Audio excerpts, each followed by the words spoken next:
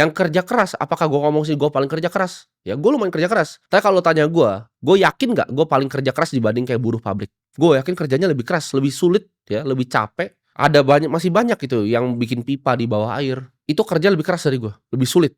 Gue juga jadi lihat gitu, kalau memang uang itu hanya karena value creation, value yang diciptakan ke masyarakat, kenapa para bandit, mafia, dan koruptor tuh kaya semua? Kan mereka sebutannya value detractor. Mereka ngambil value dari dunia ini. Di situ gue sadar, memang ada yang ciptain value, ya, ada yang bikin perusahaan seperti BYD, ada yang ngerampok juga, ada mafia juga, yang sama-sama dua-duanya bisa kaya. Uang itu ternyata jauh lebih kompleks dari yang gue bayangin. Tapi satu yang gue tahu, ketidakadilan ini secara sistematis dan masif. Mereka udah cuci otak lu dari lu sangat masih kecil. Suruh nabung, suruh percaya sama uang kertasnya. Dari pelajaran ekonominya, semuanya itu udah dirancang. Ini sangat sistematis desainnya. Dan ketika gue sadar sama semua hal ini, gue bersumpah sama diri gue sendiri, gue bukan cuma mau jadi pemain game yang menang sampai di high score paling tinggi. Tapi gue pengen hancurin semua sistemnya dan tulis ulang aturannya. Itulah kenapa kamera ini nyala.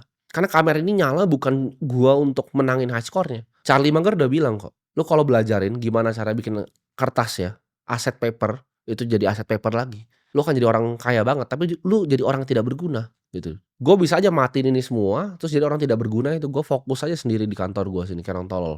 Tapi kenapa gue nyalain kamera ini? Karena sumpah gue itu bukan cuma untuk menangin gamenya, tapi untuk hancurin sistemnya dan tulis ulang gamenya. Aturannya mau gue tulis ulang. Maksudnya apa? Lu pada bingung. Lu mungkin kira gue adalah orang yang gila. Tapi lu coba dengerin gue dulu. Raja pada zaman dulu, mereka dapat uang dari mana? Mereka pajakin rakyat, kan? Mereka dapat uang. Uangnya dalam bentuk apa? Emas. Ya, perhatikan. Raja Salomo dulu, raja paling kaya yang pernah hidup di bumi ini. Itu uangnya dari emas. Apakah Salomo perlu berinvestasi? Jawabannya tidak. Dia tidak perlu berinvestasi, ya. Dan yang dia kasih upahnya, yang bekerja sama dia, misalnya dia beresin kereta kudanya, itu dikasih kepingan emas. Apakah yang kerjanya beresin kereta kuda itu harus jadi investor pakai kepingan emasnya? Enggak, karena kepingan emasnya itu sama. Emasnya itu scarce dan desirable. Semua orang pengen emasnya, itu sulit untuk didapatkan.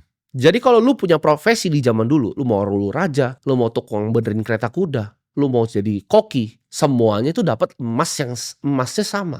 Emasnya ini nggak perlu diapa-apain lagi, bisa disimpan di bawah bantal.